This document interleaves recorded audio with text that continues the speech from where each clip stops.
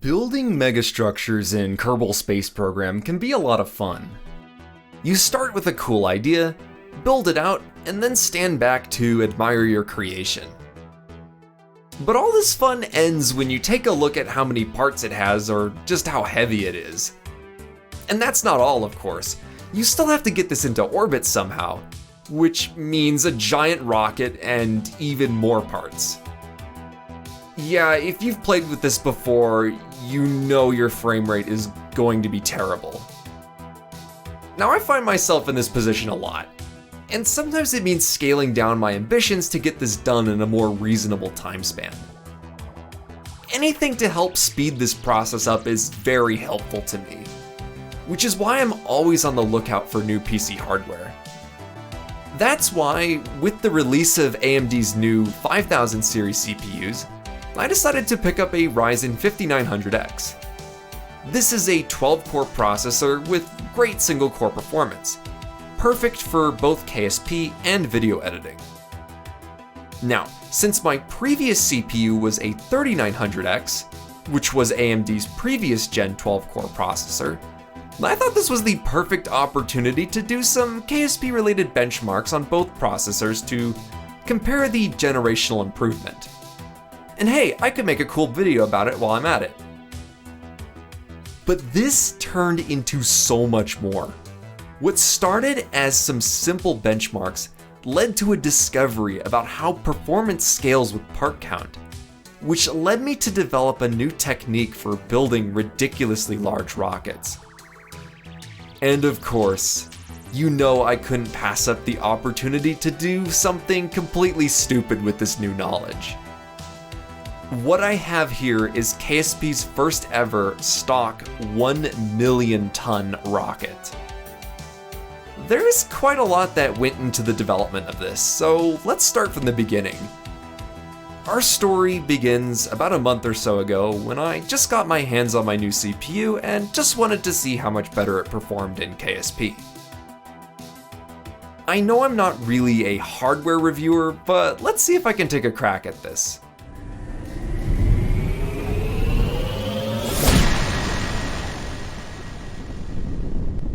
AMD's new Ryzen 5000 series processors offer a significant frequency and IPC improvement over the previous Gen 3000 series.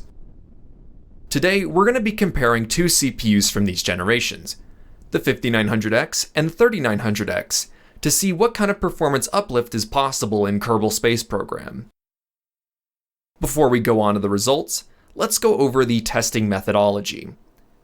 KSP players tend to experience the highest part counts in the worst performance with launching rockets, since this is when your craft is typically at its largest size, and because firing lots of rocket engines tends to drop your frame rates even further. To test this use case, I made a benchmark rocket as you can see here. This is a modular rocket that features S3 KS25 Mammoth engines on the lower stage, which are fueled by KerbalX S3 14400 fuel tanks. To simulate a payload, we have 6 KerbalX S3 7200 fuel tanks on top, separated from the lower stage by TD37 decouplers. The rocket can be extended to any part count we desire due to its modular design. The procedure for the benchmark is as follows. Step 1 is to restart the game so that we have a fresh instance to run our benchmark. This is done to ensure memory leaks from previous runs do not impact the performance of subsequent runs. Step 2 is to load in and ignite the engines of the rocket, and Step 3 is to wait for 30 seconds of in-game time to pass, which can be seen in the mission timer in the top left. The time it takes for the game to render these 30 seconds is recorded. So let's get on to the results. Here are the results for the 3900X. At the left side of the graph, we can see a flat region where the game was running 1-to-1 with real time. 30 seconds in real life resulted in 30 seconds in game. However, once we go past about 500 parts, we see that it starts taking longer for the game to process those 30 seconds of in-game time. By 1000 parts, it's taking 1 minute to do that. By 2000 parts, it's taking 2 minutes. All the way up to 5,000 parts, it's taking 5.5 minutes to render those 30 seconds of in-game time. Of course, in-game time isn't the full story. Let's also look at frame rate.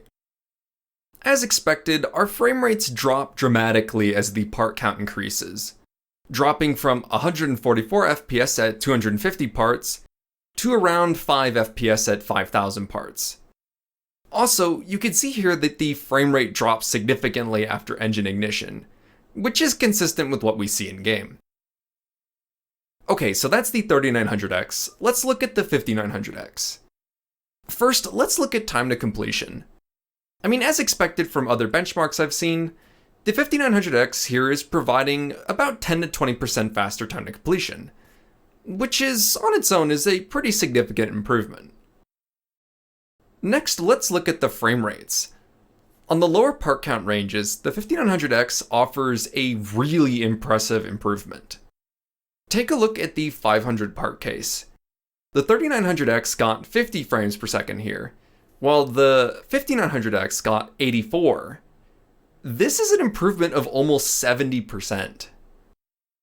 That all said, as the part count increases further, the frame rate quickly plummets for the 5900X as well, and approaches that of the 3900X. So in conclusion, the 5900X performs great in KSP, especially so at lower part counts. If you like building stuff in the sub 1000 parts range, this processor is a great upgrade and you'll see a significant FPS improvement. If you can find one of these, I can recommend picking it up if you care about gaming and productivity performance. Okay, I mean that's good and all, but hold on here 1 second. Did you notice anything funny about those graphs that I showed you? I mean, take a closer look. Look at how it's scaling. It's linear.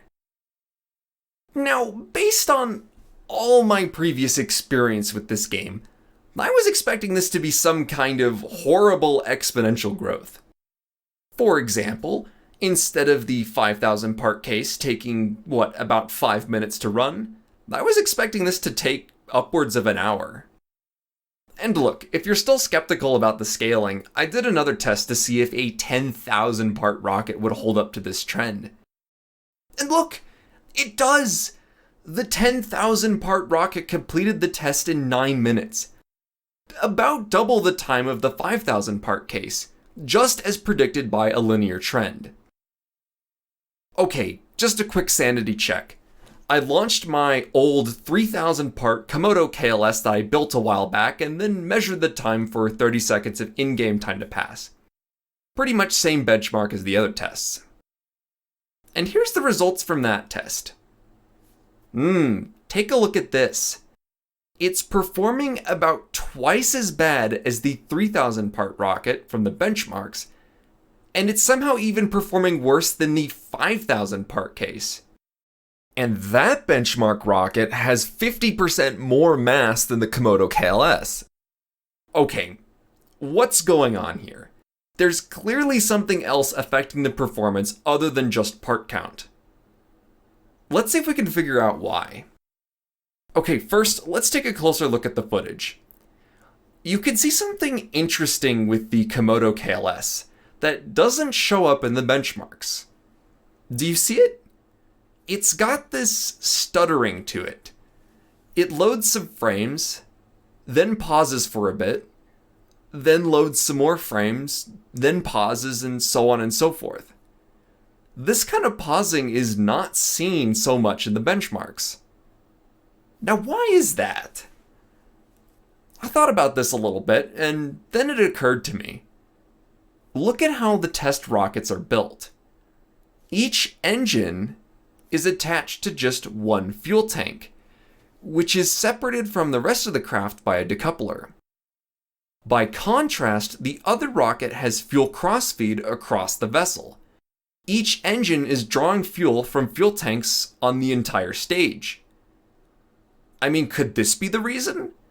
Could the number of fuel tanks that the engine draws from affect the performance? Well, there's a pretty simple way we could test this. To do this, I just enabled fuel crossfeed on all the decouplers of the benchmark rockets and then ran the test suite again. And here are the results. Well, well, well. There it is. That is the nonlinear growth I was expecting. Past about 2,500 parts or so, the game is running so bad that these tests are starting to exceed half an hour of runtime. In fact, I didn't even bother going the 2,500 parts for this because it was just taking too long. Out of curiosity, I also ran these tests again, but with 6 fuel tanks per engine. As you can see, it falls between the 1 fuel tank per engine case and the all crossfeed case. So considering that the only difference between the benchmark rockets and these are the fuel crossfeed, I think this pretty clearly shows that the fuel crossfeed logic is to blame for this terrible performance, and not necessarily just the high part count.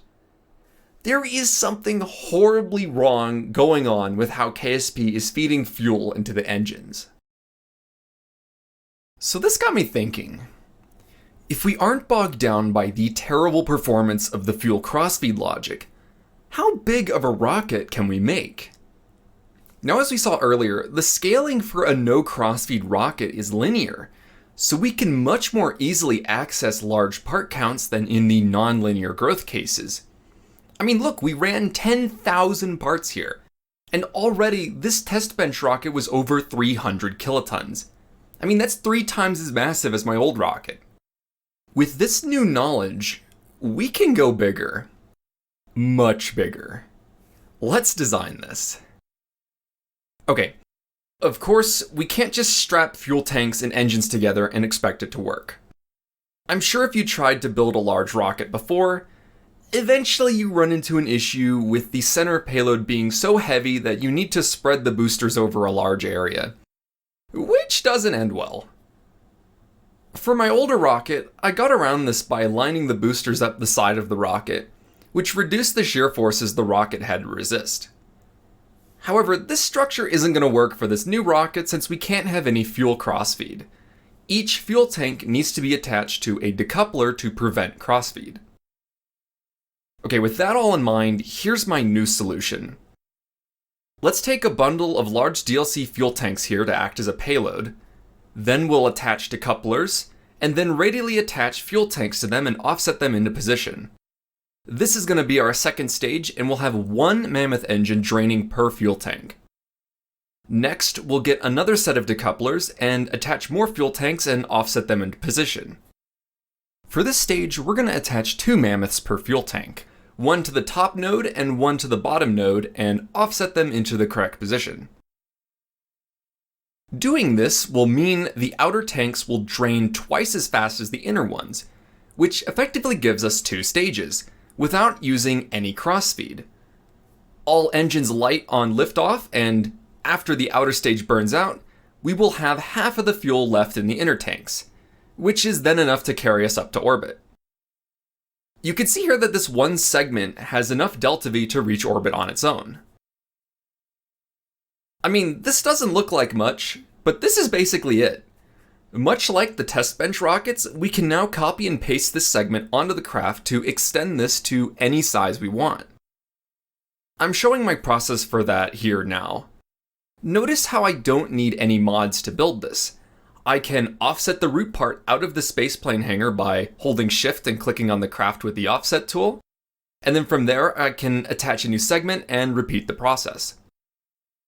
At the end of it, we have extended this to a length of 840 meters, which puts the total mass at over 1 million tons. Yes, that's right.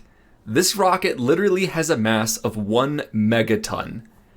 And at 7,762 parts, this is easily the highest part count craft I've ever built.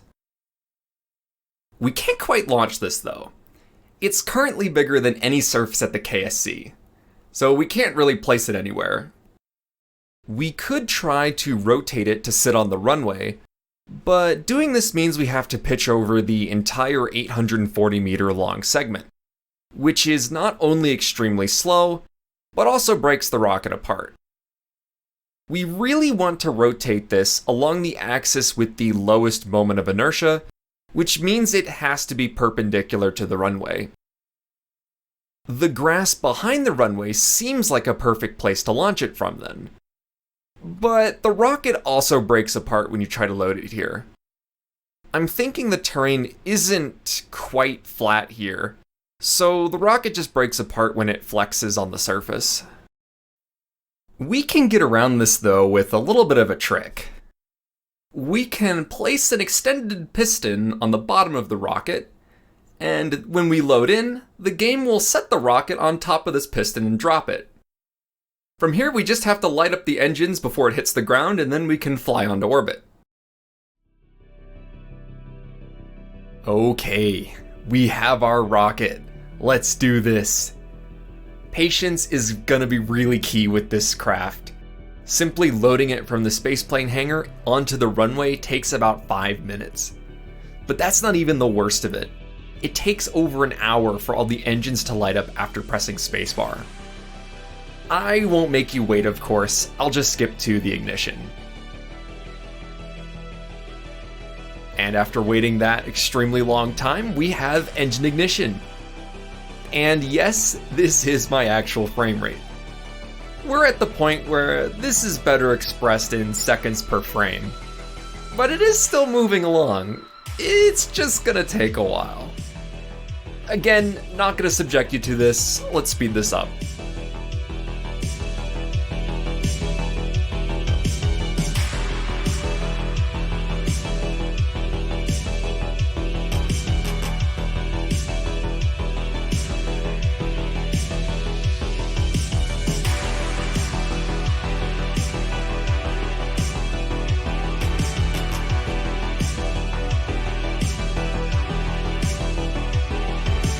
As we continue the ascent, let's go over some numbers for this beast. Now, as I said, this is over 1 million tons on takeoff, which means we need an equally crazy amount of thrust to lift off.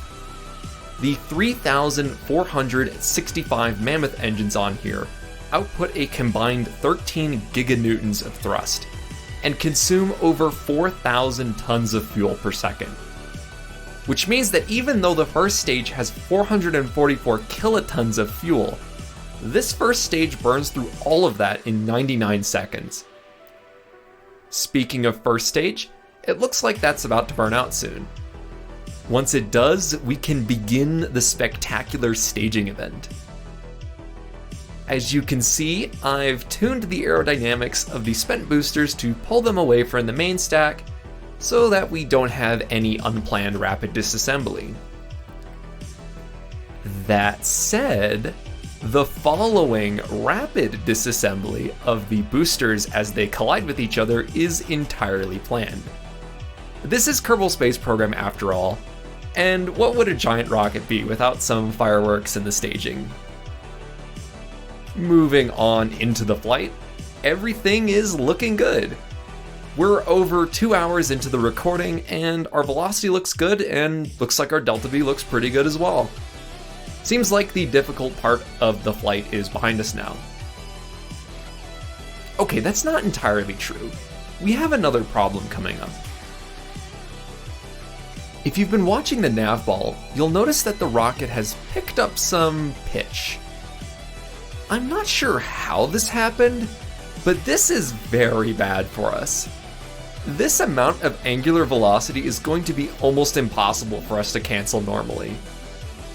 Fortunately, we have a nice easy trick. Just quick save and quick load. Done and done. Rotation gone. Let's just coast up to apoapsis and finish the job.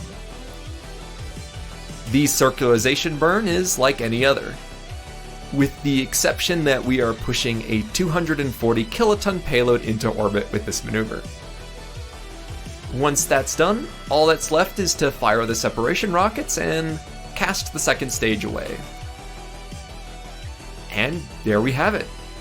We've launched a 1 megaton rocket and lifted a payload of 238 kilotons into orbit, giving us a final payload fraction of about 24%. To put this into perspective, This payload mass is over twice the launch mass of my Komodo KLS. So theoretically, this rocket could take 2 of those other rockets into orbit and still have fuel to spare. Another way to think about this payload mass is that it's equivalent to a large cargo ship, like this one. Well, I think that just about does it. As always, please let me know if you have any questions or feedback. I'll leave you off with the second stage boosters falling back to Kerbin. Before I go, I want to give special thanks to Knight of St. John for providing me with some minimalist engine plume configs for the waterfall mod. This is a mod that replaces the stock particle effects with a much more efficient mesh-based effect. The configs that Knight gave me in particular performed significantly better than the stock ones, and was much prettier than just turning off the rocket plumes entirely, so huge thanks to him. I also want to thank NovaSilisko for providing me that amazing Stratznexus animation at the start of the video. I wish I was that good with Blender animation, so huge thanks to them for making that. Alright, I think that does it for me.